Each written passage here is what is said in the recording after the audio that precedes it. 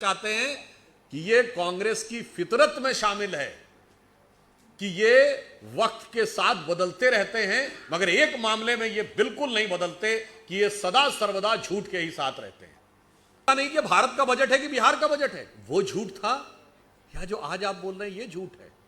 इसके राष्ट्रीय अध्यक्ष श्री मल्लिकार्जुन खड़गे जी, जिन्होंने एक समय में बिहार को छोटा मोटा राज्य कहकर संबोधित किया था, जब माननीय प्रधानमंत्री जी ऑपरेशन सिंदूर से पूर्व पहलगांव की दुखद घटना के बाद यहां पर आए थे, तो आज उनकी नजर में इस छोटे मोटे राज्य, जो भारत की राजनीति में आज से ही नहीं प्राचीन काल से ही बहुत बड़ी, जीवंत और प्रभावी और ऐतिहासिक भूमिका निभाता रहा है, यहां पर हम उनका स्वागत करते हैं और उनकी विवशता का भी अनुभव करते हैं।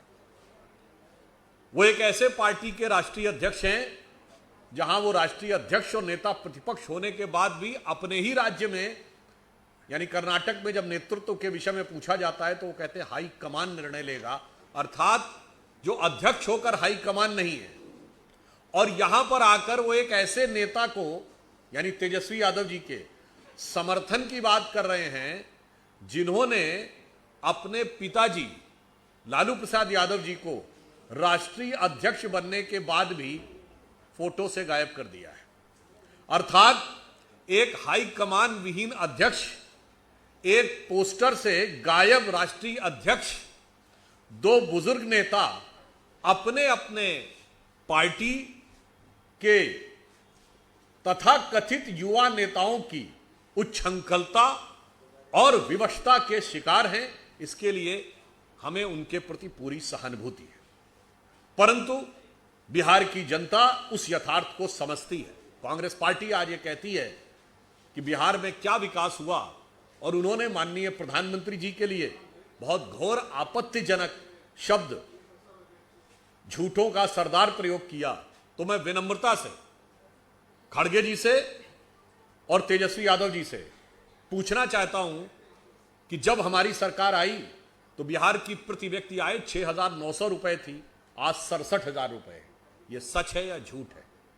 जब हमारी सरकार आई तो बिहार का बजट 23,000 करोड़ रुपए होता था, आज 3,17,000 करोड़ रुपए है। यह सच है या झूठ है? जब हमारी सरकार आई उससे पहले बिहार में इलेक्ट्रिसिटी कवर, यानी बिजली केवल 22% क्षेत्रों में थी, आज 100% में है। यह सच है या झूठ है? जब हमारी सरकार आई उससे पहले बड़े शहरों में, यहां तक कि पटना में भी 6-7 घंटे ही बिजली आती थी, गांवों में तो आती ही नहीं थी। जो लोग आयु में बड़े होंगे, 35 साल या ऊपर की उम्र को, उन्हें पता होगा एक दौर में बिहार में मोबाइल चार्ज करने के लिए 10 या 20 रुपए देना पड़ता था, क्योंकि गांवों में जिन लोगों के पास जनरेटर होते थे वो मोबाइल चार्जिंग करवाते थे। पुराना नोकिया का मोबाइल एक बार चार्ज होने में 2-3 दिन चलता था। आज उन सारी जगहों पे 100% बिजली है। ये सच है या झूठ है?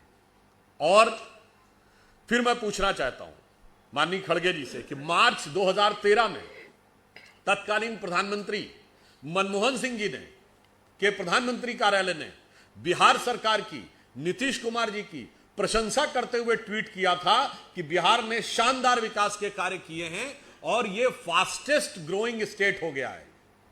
वो झूठ था या ये झूठ है? फिर मैं पूछना चाहता हूं कांग्रेस पार्टी और महागठबंधन से कि सिर्फ 1-1.25 वर्ष पहले 2024 के चुनाव के बाद जब 2025-26 का बजट आया तो कांग्रेस पार्टी ने कहा और महागठबंधन के लोगों ने, इंडी गठबंधन के लोगों ने संसद में कहा कि सब कुछ तो बिहार को दे दिया गया। वो झूठ था? या आज आप कह रहे हैं बिहार को कुछ नहीं मिला, ये झूठ है? मैं उनको पूछना चाहता हूं कि जयराम रमेश जी ने ट्वीट किया और स्टेटमेंट दिया, कहा कि बिहार को इतना सब कुछ दे दिया गया, ये तो बाकी लोगों के साथ एक मजाक है। वो झूठ था? या आज आप कह रहे हैं कि कुछ नहीं मिला, ये झूठ है?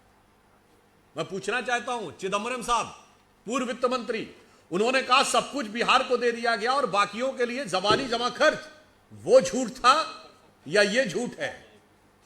इसलिए हम यह बताना चाहते हैं कि यह कांग्रेस की फितरत में शामिल है कि ये वक्त के साथ बदलते रहते हैं, मगर एक मामले में ये बिल्कुल नहीं बदलते कि ये सदा सर्वदा झूठ के ही साथ रहते हैं। और इतना ही नहीं, संसद भवन के बाहर इनके सांसदों ने प्रदर्शन तक किया था कि साहब देखिए वो जरूरत से ज्यादा दे दिया गया है, बिहार को इवन आंध्र से भी ज्यादा दे दिया गया है। कार्तिक चिदंबरम साहब ने कहा कि लगता है कि बिहार को, मनीष तिवारी जी ने कहा कि ये उनके ऑफिशियल बयान है, ये लगता नहीं कि भारत का बजट है कि बिहार का बजट है। वो झूठ था, या जो आज आप बोल रहे हैं ये झूठ है। फिर मैं कहना चाहता हूं, आप आए हैं तो बिहार में आंखें खोलिए। आज बिहार में 2 एम्स है, पटना का एम्स काम कर रहा है और दरभंगा का एम्स बन रहा है। आज पटना में IIT है, गया में IIM है, दरभंगा में IIIT है। केवल 6 मेडिकल कॉलेज थे और वो भी 1990 से पहले के थे। लालू प्रसाद जी के शासनकाल में कोई मेडिकल कॉलेज नहीं बना। आज 15 मेडिकल कॉलेज बन चुके हैं और शेष वर्किंग में है, यानी हर जिले में 1 मेडिकल कॉलेज होगा, 2 एम्स और हर जिले में मेडिकल कॉलेज। क्या यह सच किसी को दिखाई नहीं पड़ता? और मैं विनम्रता से पूछना चाहूंगा, जो कांग्रेस के नेता पटना एयरपोर्ट पे उतरे, एयरपोर्ट का बदलाव दिखाई नहीं पड़ा? क्या इस सच को भी समझने के लिए आपको किसी और चीज को समझने की आवश्यकता है? आज बिहार में जो सड़कों की स्थिति है उसे देखने के बाद क्या किसी को समझ में आने की आवश्यकता है कि कितना बदलाव हुआ? एक बिहार वो था जहां महिलाओं और बेटियों की जान और सम्मान दोनों पे सदैव खतरा बना रहता था।